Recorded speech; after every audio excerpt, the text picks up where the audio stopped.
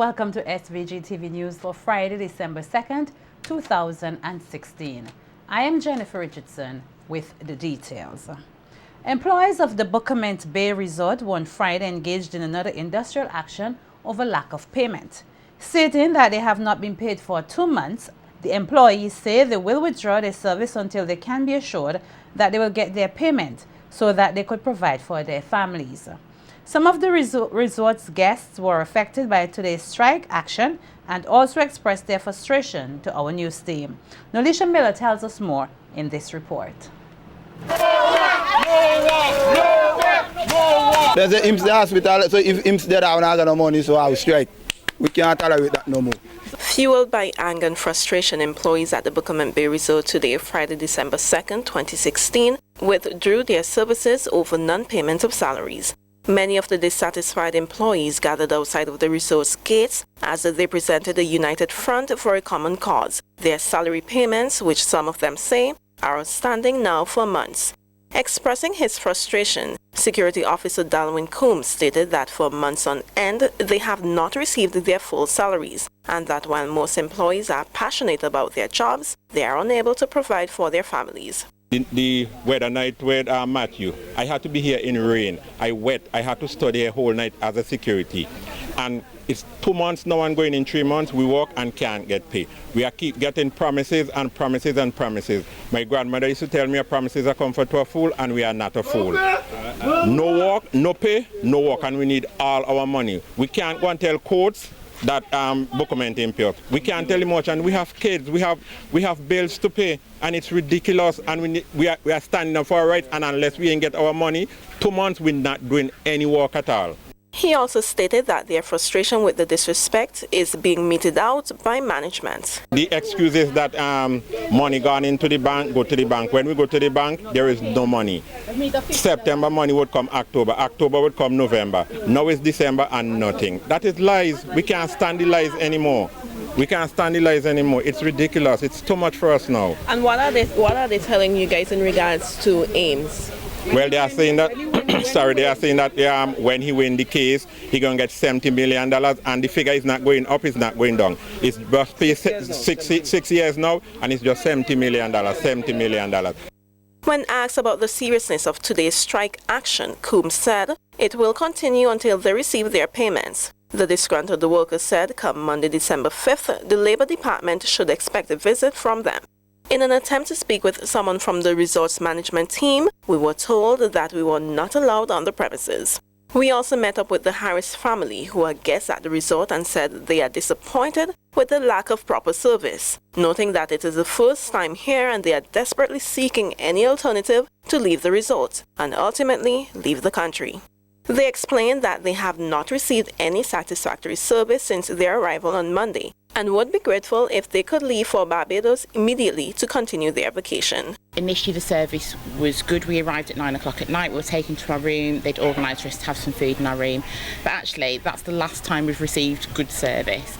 Whilst individually everyone is very pleasant, there are lots of fundamental problems with this hotel. It's a beautiful hotel in a beautiful spot, the accommodation is lovely, but there is poor service and poor attitude and no care to do any better. Every day you get up, you go to breakfast is cold. You get up, you go to lunch is cold, no one cares.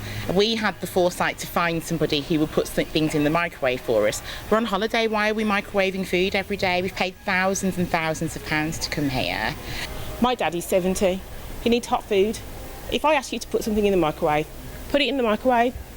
Don't give me a face. Don't make it take 15 minutes. Don't not put it in the microwave and bring me back cold food. Rude. And it rained the first 3 days, so we haven't been anywhere. Yesterday was the first day it was dry. It was my mum's birthday. We're here to celebrate her birthday. It was supposed to be a really special day. There's no one in the spa to do her massage. They forgot the wine. The food was cold when we went to... Do you know what I mean? So we haven't actually left the building yet. Some of the employees outside the resort gate did not hesitate to express their frustration. Sometimes they say monies have gone to your account. When you go to the bank, you only getting $100 and something dollars. You're getting $200 and something dollars. I know I went to the bank and I signed a withdrawal slip, and when I went to the teller, I was so embarrassed because no monies was in my account. No work, no pay! No work, no pay! No work, no pay! No work, no pay! I see that you're very passionate about this strike Because action. I love my work, but you can't work and get no pay. Me coming from Georgetown all the way without even 2 months pay. Very rough. How can you survive without people paying you for at least 3 months? It's very rough. It's very, very hard. Nolisha Miller, The Evening News. Pointing out that the majority of the world's population accepts the reality of climate change and are working diligently to address the issue, Prime Minister Dr. Rav Gonsalves said earlier this week that there are still individuals who deny the growing global phenomenon. Speaking at a media conference, the Prime Minister outlined that his administration takes the issue of climate change very seriously, having signed on to the 2015 Paris Agreement as well as being a member of the Alliance of Small Island States. Making reference to the Unity Labour Party's 2015 Party Manifesto, Dr. Gonsalves noted that his party had taken steps to include in its mandate the tackling of climate change, especially in regards to the ocean, amidst criticisms from other political parties. There's some who even say, oh, he's a hypocrite because he's talking about climate change and man-made climate change, and he's building an airport so that big jets will come and the amount of emissions they put out. So on the basis of that reasoning, we must halt all development. Nobody must drive a car. You mustn't, go back to horse and buggy. I mean, these people have no sense and no idea of balance and proportion. And they seek to trivialize a serious subject. Noting that there are discussions within Cabinet to increase the environmental levy on imported vehicles of a certain age, Dr. Gonsalves pointed out the need for more initiatives to come about if the issue is to be dealt with efficiently. People hear about an increase on the environmental levy on vehicles. They'd say, no, it's difficult already, and I understand that, but sometimes what we are doing is this: we are not giving duty-free concessions on vehicles like those which are transporting school children, dealing with geothermal and energy, and also with solar energy. So I don't want it just to say we focus on the vehicles, and of course there are other environmental issues away from climate change, such as the styrofoam materials and so on and so forth. So I'm hoping that we'll see one or two other things. Meanwhile, reiterating that the commencement of operations at the Argyle International Airport is imminent, Prime Minister Dr. Rav Gonsalves outlined that the recent weather patterns have aided in a hold-up of construction work on the project. So that even when you see the sun is out, because the rain has fallen, they can't do the work which they're required to be done. But I know a lot of work is being done internally. I went there yesterday. And we have had a lot of meetings last week. On Friday, I had a meeting with all relevant stakeholders and get all the reports. I had a meeting separately with the Eastern Caribbean Civil Aviation Authority. And that, but because of the rain, I really can't give you, say, I can't say to you, look, it's the 15th of December or the 15th of January, because the rain is just holding us up. Highlighting that there are still small vital details being worked out, Dr. Gonsalves assured Vincentians that work will go on in making the project's operation a reality soon. The idea which we are having is that we will operate the airport first for a few months with Liat and Amerijet and charters until all the systems are in place. And I know that persons involved in discussions and negotiations with airlines for regular flights from overseas, Glen Beach, leading a team. Naturally, we want to have all the systems ironed out, all the kinks ironed out in the operations, and for the people to have, for the international carriers to have them in the system, and they have to have a lead time in the system for tickets and the like. So we have been at this. It has been a magnificent achievement thus far. Even Sinclair Leacock said it's a miracle, a near miracle, as to what we have done, which is true. We have been blessed. Work continues here to repair damaged roads and bridges after days of torrential rainfall, which left a path of destruction on the northeast and northwest of mainland St. Vincent.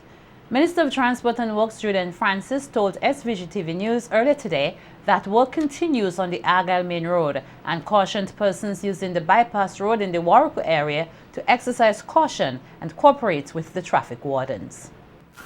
I still want to caution people about the narrow area going into Mount Pleasant, into Warwick, just before Warwick, where the residential area is. The road is still narrow, and there's a pipeline on the side that I'm trying to get Water Authority to move. I'm also working on another short bypass of that area, so we could possibly run 2 lanes of traffic, one coming and one going. The crew is working on it now, and as soon as I'm done with that, I will let persons know. But we have 2 traffic wardens there this morning to try and ease up the congestion, to at least one motorist coming from the south and going to the south. So I would ask persons to cooperate with the traffic wardens when they tell you come, when they tell you stop. You know what I mean? So let us cooperate and consider that a much more pleasant thing to do than to drive through Vendale, Mespo, Calder to get to town. Minister Francis said a lot of work was done on the windward side of the island, and he would be heading to the leeward side to examine the work being done there. Well, Sandy Bay and so on remind me of 2013 floods in North Leeward. A lot of cleaning up to do. What we did for the past 2 days was to clear landslides to make vehicular access and pedestrian access. We now have to go back with additional equipment to clear the landslides from the drains and the other half of the road. So, North Leeward, I'm heading North Leeward. When I get back down, I will go North Leeward this afternoon, because I've been concentrating mainly on the Argyle scenario. But now that that is done, I want to see myself what is happening on the other both extremities. Francis commended the work crew who gave of their time and showed determination in completing their objectives. It took some heavy equipment and elbow grease and determination by the workers to work through the hours, work through the rain, thunder and lightning, and to get it back in place. And then pour concrete late into the night so that by next morning it's cured. By midday next day it was cured. So enough to run on. It took a lot, but we had the heavy equipment and we had a willing crew that was prepared to put in some extra hours to get it done. It's R&R Construction, call them Baby Dean. They're a great team, and they've done a wonderful job getting that done, along with Luciano from IADC. He's the engineer. Organizations and businesses across St. Vincent and the Grenadines should play their part in assisting the victims of the recent trough system. That's according to President of the Marico United Friendly Society Bundpan, Ricky Bonnet, at a handing over ceremony of $5,000 to the National Emergency Management Organization, NEMO, towards relief efforts to assist persons affected by the trough system.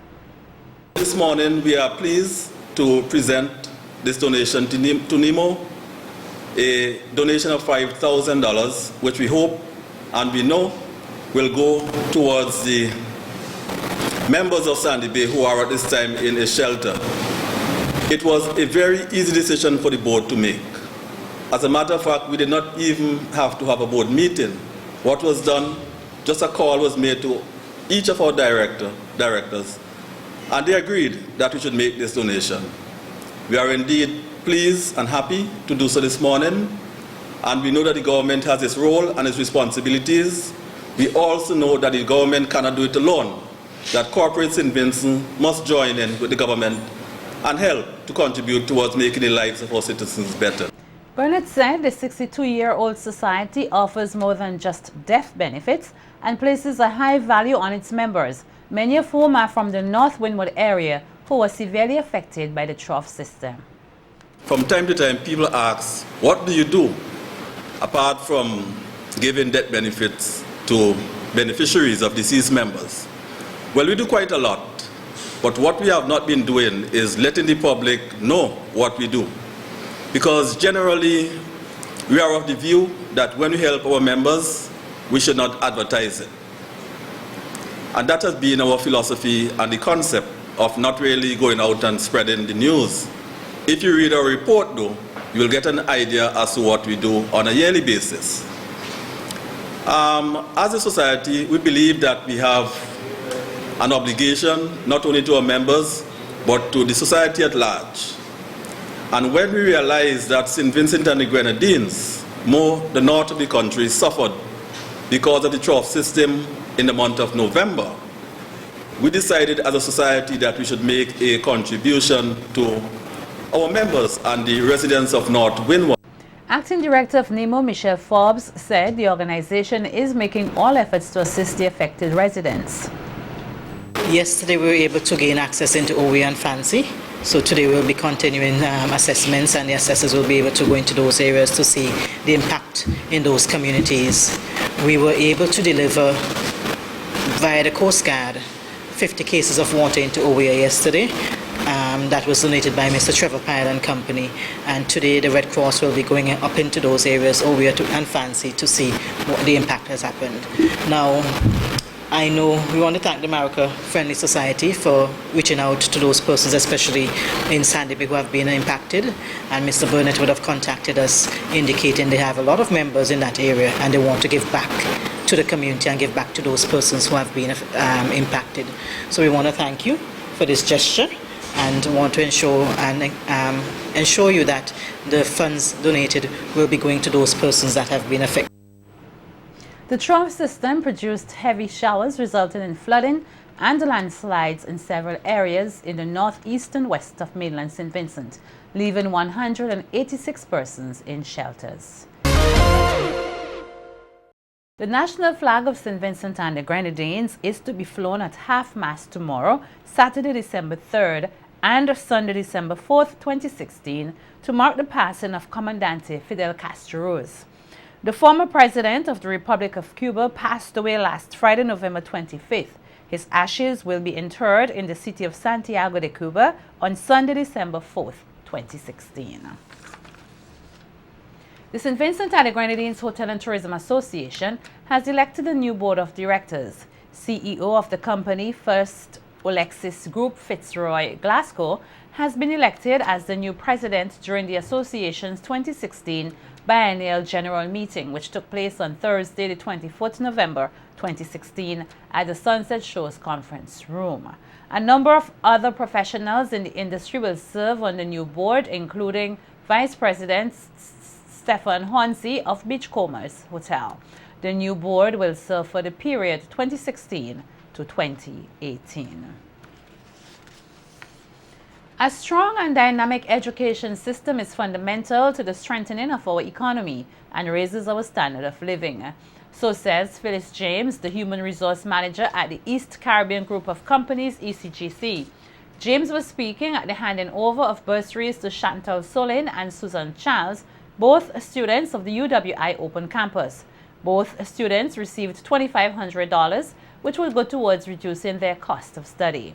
James noted that the ECGC Foundation is the brainchild of the company's CEO, Osman Devi, and aims at creating and enhancing the educational opportunities and healthcare of its market community. James added that the donation forms part of the company's investment in human resource and expects persons to seize the opportunities being made available to them. The ECGC Foundation is a vehicle through which the dreams of some of our nation's students can be realized.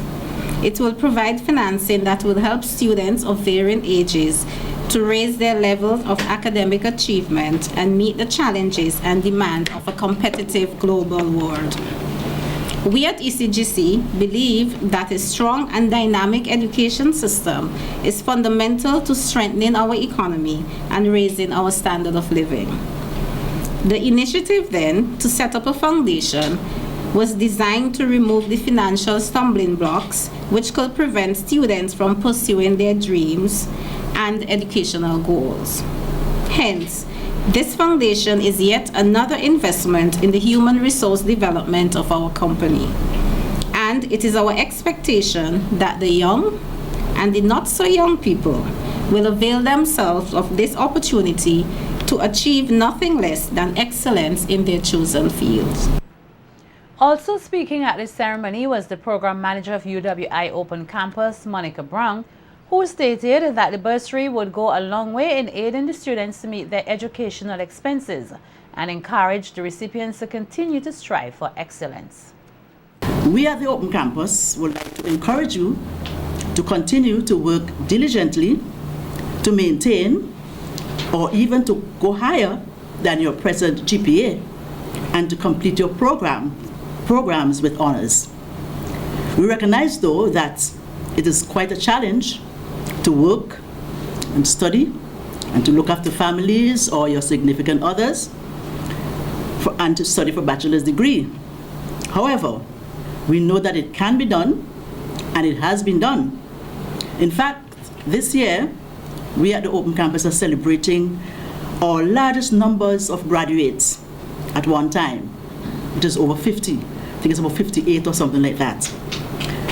And 17 of those persons with first degrees honors.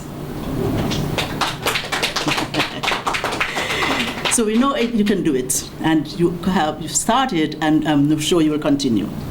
Chantal Solin, speaking on behalf of herself and fellow recipient Susan Charles, thanked the ECGC Foundation for their kind investment, which would go a long way in aiding their educational development.